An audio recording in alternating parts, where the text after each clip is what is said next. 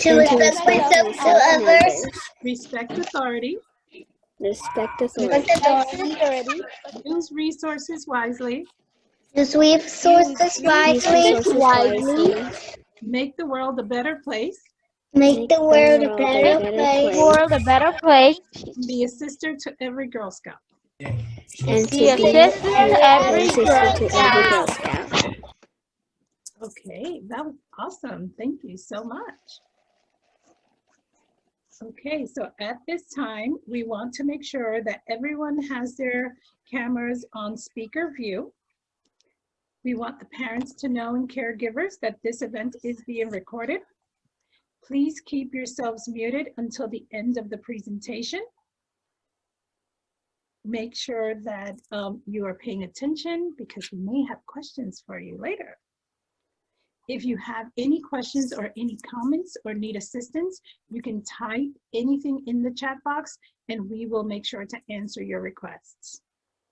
Let's welcome Janice Harris, who will host us for the next hour. Welcome, Janice.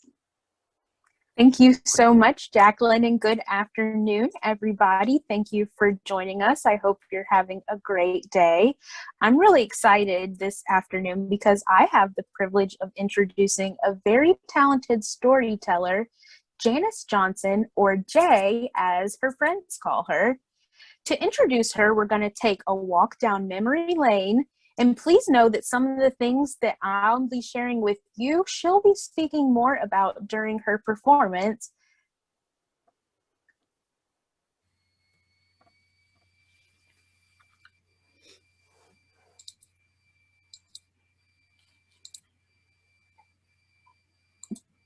Jay Johnson is a Girl Scout famous former, and she received the highest award in Girl Scouts, the Thanks Badge. She's also received the highest council award, the Dorothy Barber Lifetime Achievement Award. She's also a native of Hampton, Virginia. She joined Girl Scouts as a Brownie and spent her girl years from the late 40s to around 1958 in the Girl Scout program. While this photo is not of Jay's troop specifically, it does show how different Girl Scouts looked in the 1950s. Jay recalls that most troops were sponsored by churches, and girls wore their Girl Scout uniform to every meeting and to school on the days they had meetings. Jay was in Troop 60, led by Mary Jackson, and they met at Bethel AMC Church, and then they met at Mary Jackson's home once they became seniors. Like today, selling Girl Scout cookies was a major part of being a Girl Scout. While we have plenty of varieties to choose from today, sandwich cookies and the iconic butter cookie, the trefoils, were very popular then. And like girls today, Jay sold her fair share of Girl Scout cookies. When Jay was in Girl Scouts as a girl, the levels were brownies for girls aged 7 through 9, intermediates for girls 10 through 13 years old, and seniors was the title given to girls aged 14 through 17. In this photo, you can see what an intermediate uniform looked like. So that was girls ages 10 through 13, along with some of the fun things available to girls during the 40s and 50s. That brownie camera that you can see in the photo sold for under $10 when it was new and is now worth $250 to collectors. During her time as a senior Girl Scout, Jay led the council's senior planning board and was selected to attend an all-state encampment held in Cody, Wyoming. Girl Scout all-states encampments were held yearly from 1951 through 1968, held in several different states over the years. Like the roundups, competition was high to be selected to attend an all-states event, whether you were a senior Girl Scout or an adult volunteer. You also had to have experienced primitive camping. Having attended an all-states was a good thing to have on a senior Girl Scouts application or resume for a roundup, and girls wore uniforms when attending and could earned special pins. Jay also earned the highest award as a Girl Scout senior at the time, the Curved Bar Award, which you can see pictured here in the presentation. This is an award compared in stature to what we now call the Gold Award. In later Girl Scout years as a girl, she served as an assistant leader to Mary Jackson, very similar to what counselors in training do today. After Girl Scouts, it was off to college for Jay. She received an undergraduate degree from Wilson College in Chambersburg, Pennsylvania, then later returned to Hampton Institute for a master's degree in guidance counseling. Then, with a strong education behind her, she got a professional job at Girl Scouts of the USA as a membership specialist and as a consultant, and worked to assist the first African American president of GSUSA, Dr. Gloria Scott, pictured here in the presentation. After leaving GSUSA, she took a position as an executive director with Girl Scouts of the Western Reserve Girl Scout Council in Akron, Ohio. Her career would take her back to Hampton, where she spent many years serving with the program director for the city's Coalition for Youth program. After retiring, she put all of her energy in leading the Virginia Organizing Project. It was formed in 1995 and focused on building chapters and addressing issues of racial and economic inequality. Jay is still involved today. The name has been changed to just Virginia Organizing, and the mission remains to challenge injustice by empowering people in local communities to address issues that affect the quality of their lives. Now, with the proper introduction completed, let's turn to Jay and get ready to hear about Girl Scout alum Mary Jackson and the girl she mentored, Janice Johnson. Sit back and be entertained through the art of storytelling.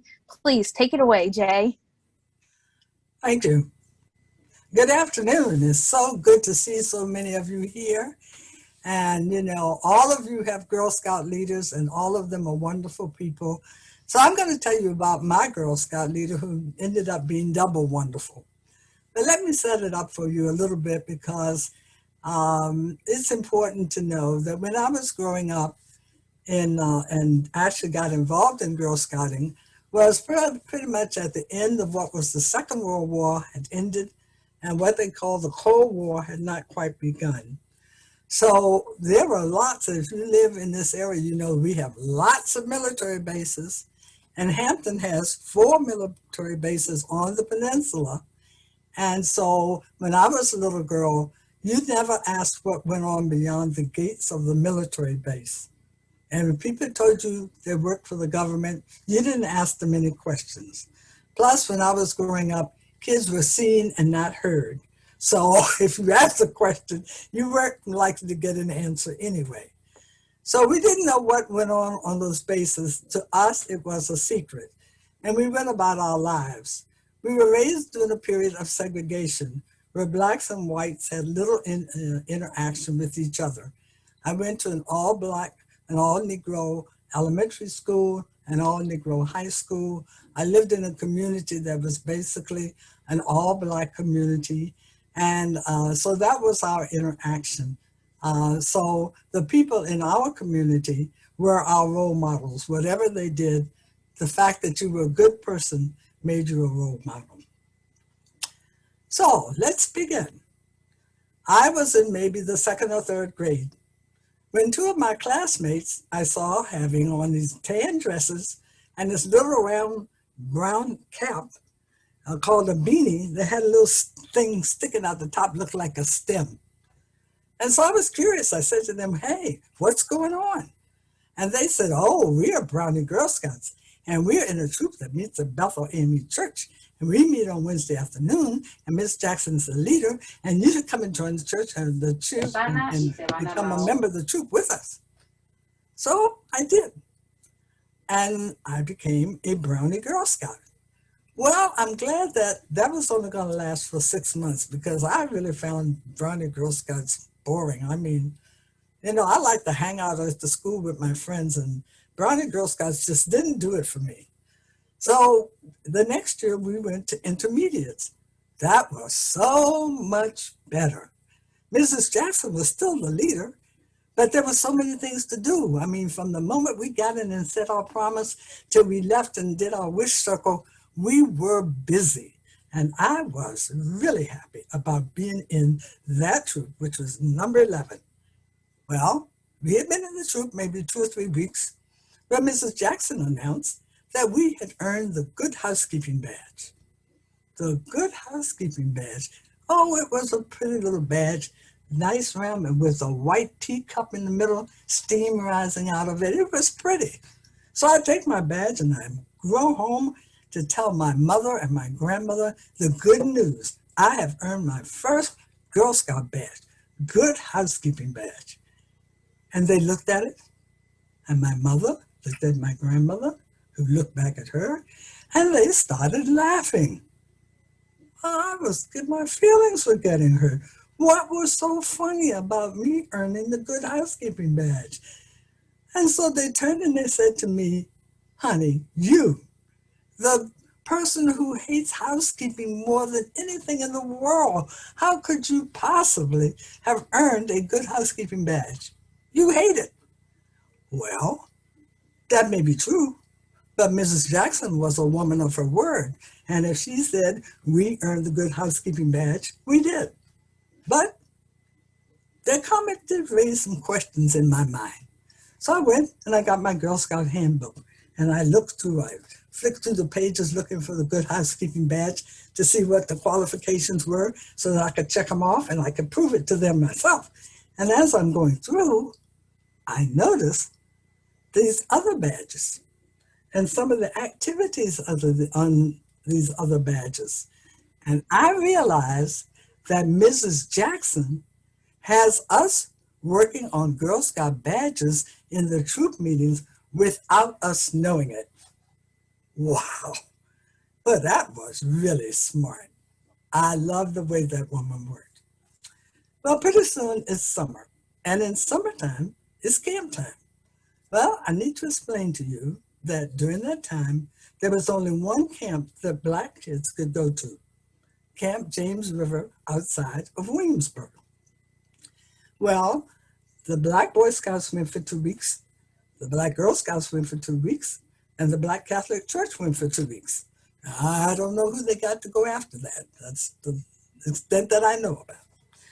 So Mrs. Jackson called a meeting of the parents. Now, I have to tell you that Mrs. Jackson was a take-charge woman, but she wasn't the kind of take-charge woman that made you feel stupid.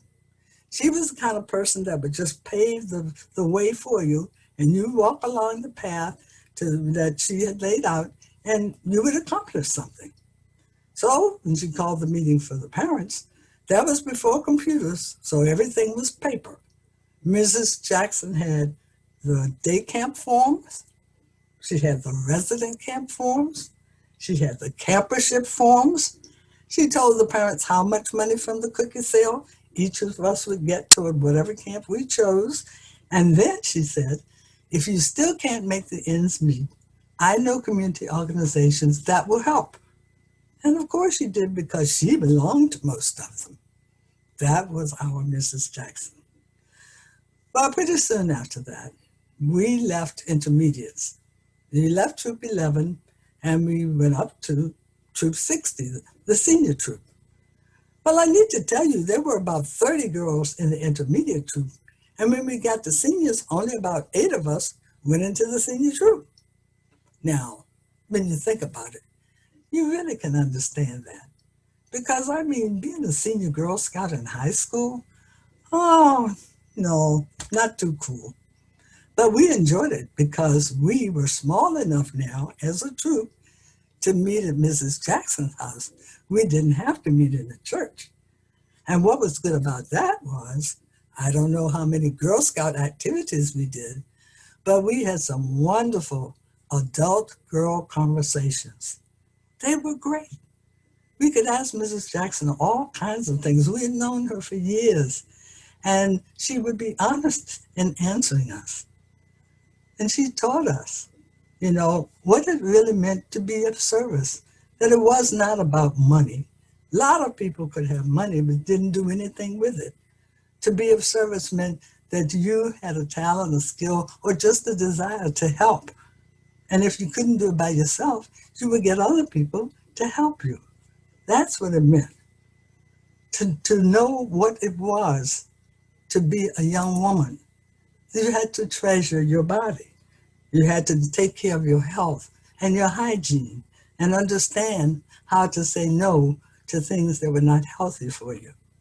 It was stuff like that that we learned in Girl Scouting. If we didn't know it before, it got reinforced in that small group of girls with Mrs. Jackson as our leader. Come my junior year, Mrs. Jackson decided, as I said, when Mrs. Jackson decides something, it's really a done deal, you know what I mean? And you think about your Girl Scout leaders, that's probably pretty much true of them too. So Mrs. Jackson suggested that I apply to go to the All States Encampment, which was held in Cody, Wyoming. And 4 girls from each state were selected by the national organization to attend and represent their state. So sure, she helped me with the application, we submitted it, and I got accepted. And I thought, wow, I'm going to Cody, Wyoming. Wow, to the All States Encampment. Yes, one of 4 girls from Virginia. Whoa. But then I found out I had to go mountain hiking, and I had to wear a pack that weighed at least 15 pounds on my back. Well, I'm from here. You're from here. We don't have any mountains down here. I never hiked in a mountain. And putting a pack on my back, I see lots of kids now with book bags and stuff on their back. When I was growing up, nobody had a backpack. Nobody did that. I wouldn't be caught dead with a backpack on my back anyway. So I'm saying, no, this is not going to happen. But Mrs. Jackson never takes no. She's going to find somebody that's going to help me learn how to do this. And so she goes around in her office, wherever that was, I really didn't know, and she finds a white coworker named Helen Mulcahy, who grew up in the Shenandoah and knew mountains like the back of her hand. And she convinced Helen Mulcahy to help me get ready to go to All States. Wow. She agreed she would do it. And this woman had me out at the beach with backpack on my back, trudging around in the sand to build up my stamina. And every week the backpack had more weight on it than the week before, so that I get used to doing that. And then one weekend, we go up to the Shenandoah. So she can take me up to the mountains and teach me how to mountain hike, teach me about primitive camping. That weekend, that 3 days, Miss Mulcahy did her level best to cram as much information into my head as she could before I would leave for All States. But that wasn't the excitement of the weekend. The excitement of the weekend was when Miss Mulcahy put her car, now this is an old car. No, it's not an old car, but in the old days to you guys, this was a car that was just a stick shift. And when you did a stick shift car and you put it in neutral, it was in no gear. It was just coasting. And it would have been coasting, except it was coming down the mountains, which means it wasn't coasting, it was zooming and whizzing around the curves. And Miss Mulcahy never put her foot on the brake. I guess she'd done this 100 times. She was having a high old time. I was scared to death. And it looked like the mountains were running in the other direction. And I was holding on to the handle of the door. I'd almost become a part of the door. And Miss Mulcahy's asking me questions, and I am too terrified to answer. Oh, when we got to flat land, I could have gotten out of that car and kissed the pavement. But I survived. I survived the weekend. I survived the trip down the mountains. I survived Algebra 2 and geometry because of Mrs. Jackson. But let me back up a minute and think about that. I want you to think about this. Helen Mulcahy responded to Mrs. Jackson's request to help me. But it really wasn't about me. It was about the fact that Helen Mulcahy respected and admired Mary Jackson. And that was unusual for that time. It was unusual to have that kind of relationship between a Black woman and a white woman. So that was wonderful.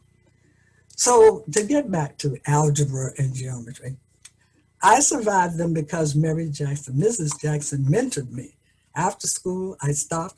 We went over the lessons with me. She actually made it make sense. I never thought anybody could make algebra and geometry make sense, but she did. She was wonderful. And every day, I went by her house because I walked to the high school. So coming and going, I would pass her house. And some days I would stop in and just talk to her. My mother worked double shift at the hospital. And so it was good to have another woman to talk to, an adult. And every girl should have more than one woman in her life who's a responsible adult that she can just talk to. I mean, that's just so perfect in your life. That's who Mary Jackson was. To me, she was like a second mother. But then it became time for the prom.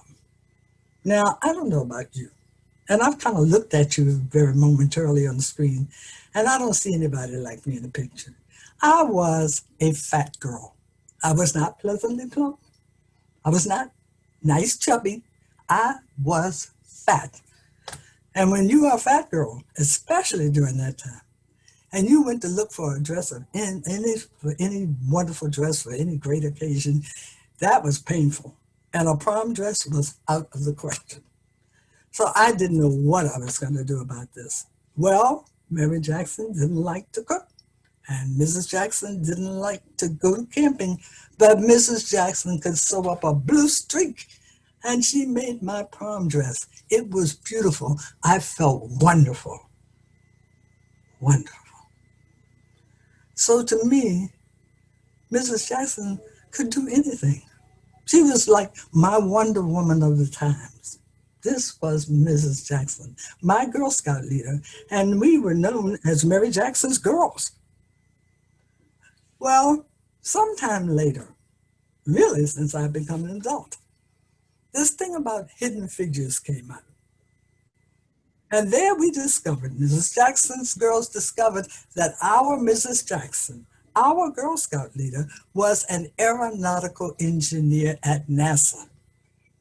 Wow. You would have thought we were all engineers. We were so proud. But then we could look at each other. How could we be so stupid? Why didn't we know this? Why didn't we know this? Well, we had never asked.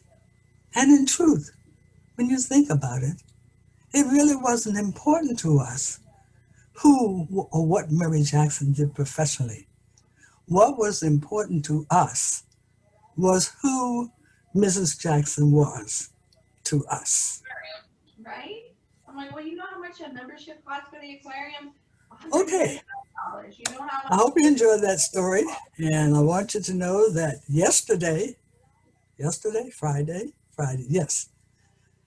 Friday in Washington, D.C., the NASA headquarters was renamed for Mary W. Jackson. And it sits on Mary Jackson Plaza. So, whoop, whoop. The city of Hampton is also doing a community center, which will carry the name of Mary Jackson. So, you know, sometimes we are not recognized at the time that we are living for the things that we have done. But it is so wonderful that later in my life, but after hers, that Mary Jackson has been recognized for the not just brilliant woman that she was, but for the wonderful person that she was. Now I'm going to tell you a short story because I want some of you to decide that you'd like to become storytellers. Then what can you tell stories about? You can tell stories about anything. So I'm going to tell you a very short story about my dog, Rico. Rico is a Bichon. Those are little white fluffy dogs that in France were circus dogs. So they can jump, you know, high as a door sill almost and then entertain you. Very devoted, big marble eyes, you know, little short legs. and they are just sweet, wonderful dogs. Well, when we got Rico, we decided when he was 6 months old, we needed to take him to puppy training. Now, let me tell you about puppy training. Training for dogs and puppies is not really for them. It's for the people who own them. Okay, but it makes you feel better if they say puppy training, but they really tried to train you to work with this dog. So we go to puppy training, and there are about 6 dogs in the class, one of which is a boxer. Now, even a 6-month-old boxer is 3 times taller and bigger than a Bichon. And this boxer decided that at each session, his joy was intimidating Rico. He didn't want to hear anything from his owner, never paid attention to what the owner's commands were. He headed right for Rico every class, growling and just looking ferocious. And Rico, poor baby, would run behind the chair I was sitting in, folding chair, and wrap his leash all around the chair. Like, get this beast away from me, please. Well, this went on for about 4 sessions. Get into the class, boxer comes over, Rico runs behind the chair. 5th session, I think Rico had decided, this is enough. I can't keep letting this dog bully me. I'm a boy Bichon. I got spirit. So the boxer comes over, and Rico just looked at him. And Rico, for the first time that we had him and ever heard him, barked back, and his bark was, oh, woof! Well, the boxer's eyes got big. He backed up. Everybody in the class looked. This little dog barks like a German shepherd. And Rico was very proud. He came out from behind the chair, sat between my legs, and as close as you can imagine a dog having a smile on his face, Rico had one. He turned his head sideways, and he looked at the boxer like, take that. Take that, you big bully. And guess what? For the next week in puppy class, the boxer did not come back. Thank you. So we're ready for questions. Anybody that got questions, comments, or if you want to think about storytelling, I got all kinds of ways you can do storytelling. I just want to say thank you so much for sharing that, Jay. And I see someone raising their hand and maybe some questions in the chat. So first of all, I just want to say thank you so much before we get started with questions.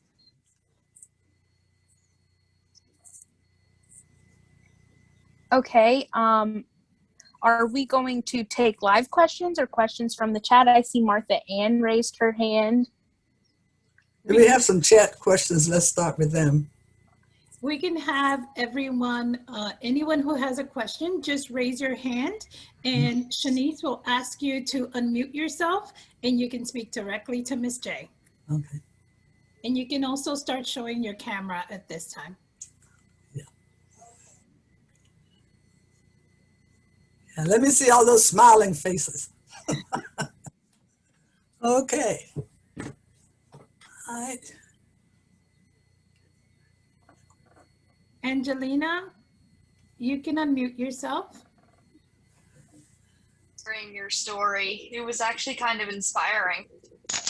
And I'm kind of surprised. I think he's starting classes this week. Yeah, hearing it was absolutely amazing. Okay, I'm sorry. Did you have a question with that? I heard you say it was inspiring. Not really a question. Just wanted you to know that. Oh, okay. Thanks. Thanks a lot. She was that kind of person, inspiring from beginning to end. Yes. Excuse me. Yes? The host disabled. It's when I try to start my video, it says that the host disabled it. It's okay. We will fix that for you. Do you have a question? No, ma'am. Okay. Like this Girl Scout story time thing. Corinne Clinton, would you like to unmute yourself? Do you have a question for Miss J? Yes. I have 3 questions. Okay. How did Mary Jackson become an engineer? Oh, that's a whole nother story. Have you watched the movie about Hidden Figures? No, not yet. Oh, you should watch that. That's quite a story. Mary Jackson was an assistant to the engineer in whatever department that was. They worked in these big wind tunnels. And he said to her one day, why do you keep hanging around and doing this kind of stuff when you're smarter than this? And she said, there's nowhere for me to take engineering courses. He said, well, if you're going to do it, you need to go ahead and do it. It was during the segregated South. Mary Jackson actually had to go to court in the city of Hampton to be admitted to the adult education courses the University of Virginia gave at Hampton High School. Hampton High School was a white high school. The University of Virginia did not at that time admit Black students, so she had to have a court order to get her into the engineering courses. Wow, really? Really? Yes, really. That took a lot of gumption, and it took a lot of nerve to stay in those courses, because I can just believe, as the only woman and the only Black woman in that course, it was not an easy road for her. So if you get a chance to watch that movie or read the book, both of them will have that story in it. Okay, can I tell you one more question? Sure. Is the troop still in session? No, as far as I know, the troop is not still in session now. Corinne, that's a long time ago. I really am not sure where the troops are meeting in Hampton now. I only know one church I think still has a troop, because things kind of changed in between. Troops started meeting in schools and community centers, and churches weren't sponsoring them the way they were when I was a kid. So we have to find out. You have to ask somebody from the Girl Scout Council about that, but I doubt that Troop 60 is still in Hampton, Virginia as an active troop. Okay, Great, thank Courtney, you. thank you for your very thoughtful questions. That was very thought-provoking. Zoe, do you have a question? Zoe Ramos. Yes, I have a question. What is or was what wanted to be your career when you grow What did I want growing up? to be my career? Yes. Oh, okay. Well, I don't know if you know this, Zoe, but as a young person, you start out with all kinds of things you think you're going to do. I was going to be an architect. Then I was going to be a physical therapist. And I decided in both instances that I did not have Mary Jackson to take to college with me. So I was going to encounter physics and, some other kinds of mathematical things that I really wasn't sure I was good at. But I always liked to help people. And so I went into psychology, and I love history. So history is my minor. And when I went to Hampton Institute for a graduate degree, I went into guidance and counseling. So, but really the thing that I've enjoyed most in my life is just working with young people. So you can do that. And really, once you get out of college, you can do anything with a liberal arts degree. So, you just get a degree and you just take off in whatever you like and find your path. If it's okay, I just have one more question. How long were you a Girl Scout? Oh gosh, I'm still a Girl Scout, Zoe. I'm old as dirt Girl Scout. I think a couple of years ago they gave me a 60-year pin. But I still walk and talk. I'm still moving under my own steam, okay? That's right. You can continue to be a Girl Scout even in your adult years. After you graduate high school, then you're just an adult Girl Scout. So thank you very much, Zoe. Martha Ann, do you have a question? Yes, ma'am. I was wondering. Whoa. Sorry. Yeah. Oh, okay. We're getting an echo. One moment, please.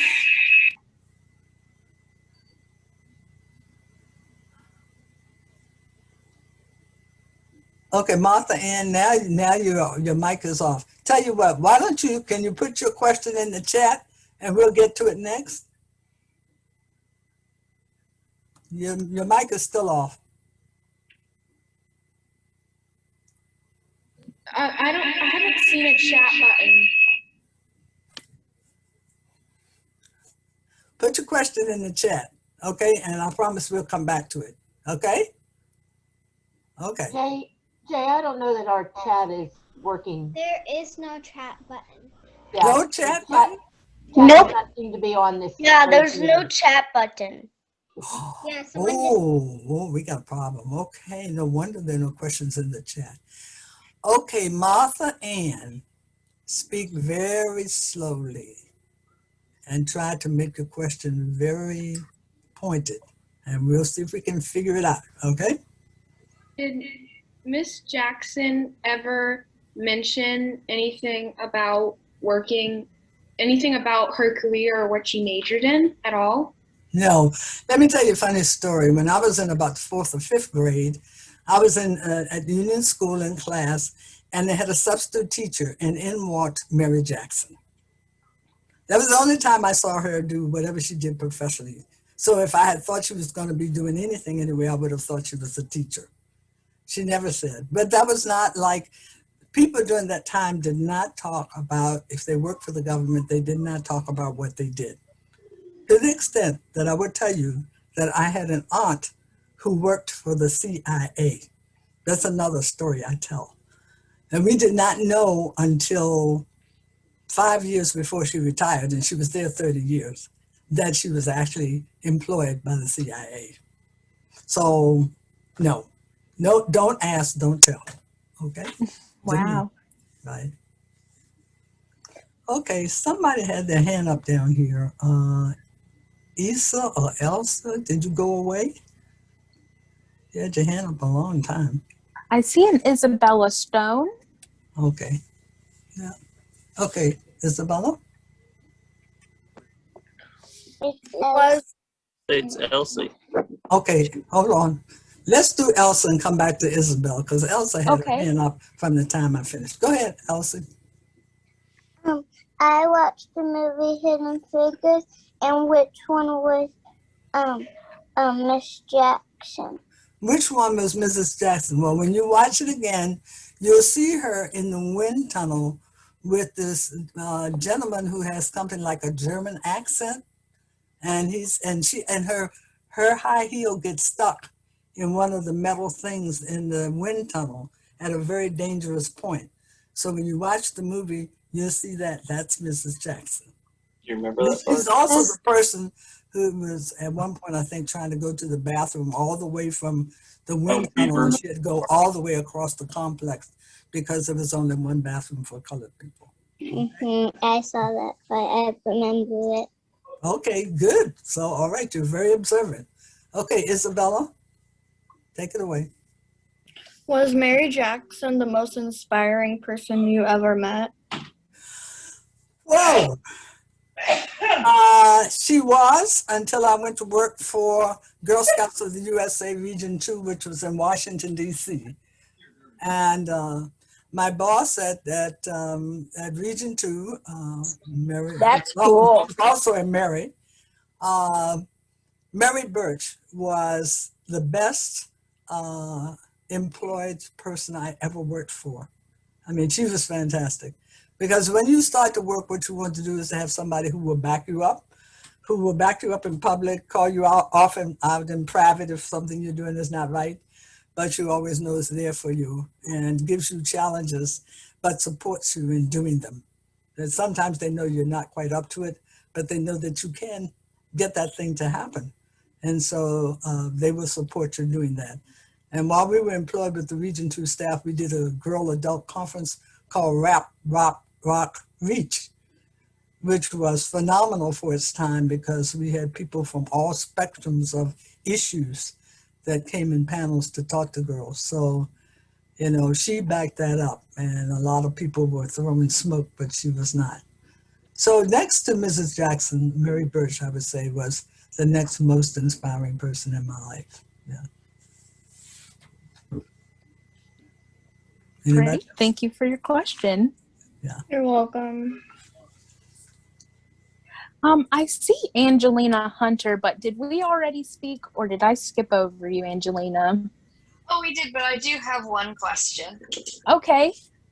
What questions do you think Mrs. Jackson faced specifically as an African American woman going to a mostly white college?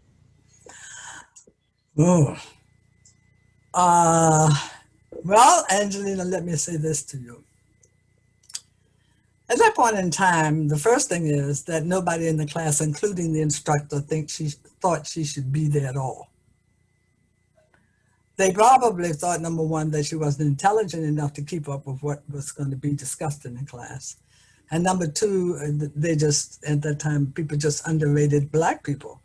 I mean, the whole Hidden Figures picture movie shows you how underrated the intelligence and the ability of these Black women. When you think about all of these Black women who were doing mathematical calculations by hand, you know, at NASA, that one of them was smart enough, more so than the guys, to go in the library and get a book and figure out how to work the computer. That at the time, this was a huge computer thing, right? She learned it herself and taught those women how to do that at a time when the guys couldn't figure it out. So in that class, first of all, they didn't think she belonged there. Second of all, they would have said humiliating things, not only about her intelligence, but about her womanhood, about her race. There would have been, you know, sneers and snarls and all kinds. If you know bullies today and the kind of things they say, then put those categories into that and be a Black woman in that situation. For her even to endure all of that, which would have been humiliating, class after class, and come through it, meant that she was a very strong, determined woman. Thank you. Okay. Yes, determined indeed. I see Leilani. Do you have a question? We have a couple more here. You need to unmute, Leilani. Unmute. There you go. Hello. Hi. I have a question. Okay. Shoot. Was Miss Jackson a fashion designer? No, but Mrs. Jackson could make a pattern enough to make a prom dress. Wasn't that wonderful? I think we probably bought a pattern. It's You been know, a long time. at the time they had patterns for dresses, and so we bought a pattern, but she had to enlarge the frame of it to get it to fit a bigger girl. It's been a long time since I've watched Hidden Figures. I have once, but it's been so long since I've seen it. Well, it's worth watching again, Leilani. I've watched it 4 times and read the book twice. Okay. Leilani. Yeah. Okay. Okay, Shanice, how we doing? I see 2 hands up over here. Okay. If you want to take these last 2, okay, I think that would be wonderful. Oh, yeah. Please forgive me if I say your name wrong. Ablin? Yeah. Okay. Do you have a question? Yes, when will Girl Scouts end? Okay, let's hear it. Can you ask your question again? When will Girl Scouts end? When will Girl Scouts end? Like today. Oh, we're going to end in a few minutes, but we got to answer Lily's question. And then, and then after we leave, I'm going to stay on a little while if there's somebody else who has some more questions or just wants to talk about storytelling. I'm going to stay on about 15 or 20 minutes longer, but we're going to let everybody go after Lily's question. How's that? You going to be okay with that? Okay, Lily, go for it. What are stereotypes do you think Miss Jackson faced? I'm sorry, what? What are stereotypes you think Miss Jackson faced? What stereotypes did she face? Woman, Negro. She may also have faced some stereotypes because she was a woman of deep faith and very much a church person. Stereotypes around her own intelligence. And I do know for a fact that she stayed at NASA a long time because she was working she could have retired.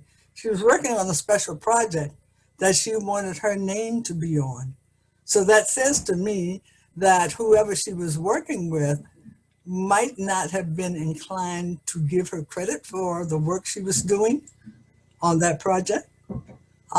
So, you know, I think if you talk to women engineers even today, you'll find that they face a lot of obstacles that men don't. So I expect that if you look at the time, just look at the times when you're looking at a segregated South, and because you're in a workplace that's a government workplace doesn't mean that the people in it are immune to what's happening in the communities around them. Okay. Okay. Okay. Kendall, Kelly, and Adriana, if you're asking questions, you're going to have to stay on after everyone leaves. So if you don't mind, when they say the meeting is ended, don't leave. Okay, stay, and I'll take your questions then. Okay? All right, and anybody else who still wants to stay for a few more minutes, do not leave the meeting. Stay, and we will continue after other people have left.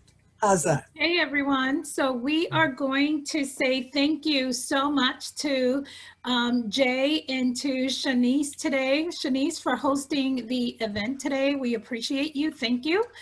We're giving you hand claps so we can do digital hand claps.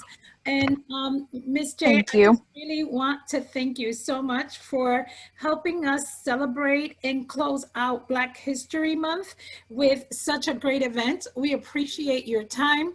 We know you're a super busy person and you're a great storyteller, and we love to hear more from you. And at this time, I'd like to take the opportunity as well. For those of you that are not Girl Scouts, I am going to share the PowerPoint again so that you can see or take a picture of the information of how you can become a Girl Scout, okay? So when you see the screen, go ahead and take a picture of this screen or write down the 1-800 number. We would love for you, if you are not a Girl Scout today, you too can become a Girl Scout. Call our 1-800 number 1-800-77-SCOUT, and we will be happy to help you in getting into a troop, or especially inviting you to our events, and you too can have as much fun as we did today and even more with plenty of our hands-on activities. We'll make sure and send you all the information into your inbox if you registered through the Eventbrite event. And so at this time, if we are, we will take time. Ms. J is going to stay on for about 10 or 15 more minutes. Anyone who who'd like to stay and ask more questions, I know I want to hear more stories from Jay, so I will stay on as well. But we don't want to monopolize too much of Jay's time. We want her to have some time off as well this afternoon. So we're just going to stay on another 10 or 15 more minutes, okay? So I'm going to stop sharing my screen again. And then for everyone else, if you can wave goodbye if you're leaving, wave goodbye and give Miss Jay a hand clap. Thank you so much, Jay. This was so amazing. We appreciate you. For those of you who want to hang around, let's just continue answering questions. And I think Zoe and Kendall were next, Shanice. Okay. Thank you so much, Jacqueline. Thank you for everybody who joined us who's getting ready to leave. I hope you have a great rest of your weekend. Okay. Okay, and yes, we do still have 2 raised hands. That's Zoe Ramos and Kendall Lloyd. Zoe, would you like to ask your question? Yes. So were you ever called anything like hurtful? And if you did, how did you overcome it? Yes. Zoe, I came up in a time when we were colored, and then we were Negro, and then we were Black, and then we were African American and Afro American, and some other things in between that shall remain without being spoken. As a young girl, what my parents taught me was when I heard something, I had to say this in my head: sticks and stones may break my bones, but words will never hurt me. So yes, many times I was called something else, and I would, in my mind, would say, sticks and stones may hurt my bones, but words will never hurt me. Because if you hear the words and you allow yourself to get angry, the anger will take over whatever reason you have. And if you become angry enough to become mean, then that will make you unable to be nice to other people or to form relationships. Or you begin to think that all of the people that look like that person are evil people, and that is not true.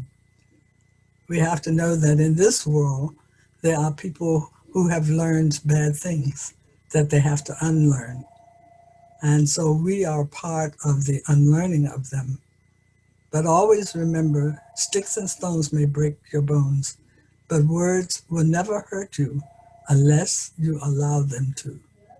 You cannot allow them to, okay? Just figure that person is ignorant, and someday, hopefully, you'll hope they get smarter. All right, all right. Okay, who else? Kendall? Okay, so Unmute yourself, Kendall. Okay, good, gotcha.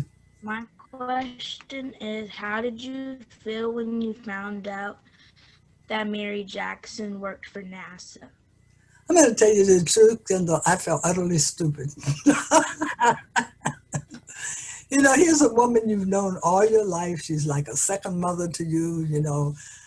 You don't know everything about her because you're a kid, you know, and as a young person, you don't know everything about the adults in your life, but you think you would know that. But as I thought about it, I really didn't know where a lot of the people who were adults in my life worked. I knew the people who worked at the post office. I knew the people who taught in high school, but where did some of these other people work? Now you think about the adults in your life and you try to figure out, do you know where they all work? Think about that. But you don't in a lot of cases because that's not what's important to you. What's important to you is who they are to you, and what they do out there is all right, unless maybe you want some money from them and you know their job rates a lot of money. But other than that, they're just the people in your life that are special. And they're not special because of what they do, except they're special to you. And that is what makes relationships worthwhile. Even as you come into adulthood and you meet people, I'm turned off when people would say to me, what do you do? I would tell them I worked for a nonprofit organization. And I never say what it was. Number one, because they already had some thought about Girl Scouts, and I was working for the Girl Scouts. But it was a great job. When I worked for the Regional Girl Scouts, I traveled at least 4 days of every week. I went to 7 states in the District of Columbia. I was flying all the time. My job was a lot more exciting than some of the people who asked me what I did. But that was their way of starting a conversation, not mine. I don't want people to ask me how I make money. I want them to ask me about me. What am I interested in? What do I do outside of work? And these are the things you need to think about when you're going to have conversations with people you don't know. Start from somewhere where you can meet them, not from somewhere that puts them out there and you over here, okay? Start somewhere in the middle where you can meet them, okay? Kelly? Hello, Kelly. Yeah. And since it's Girl Scout cookie season, what is your favorite Girl Scout cookie? Oh, yes, I already bought my box of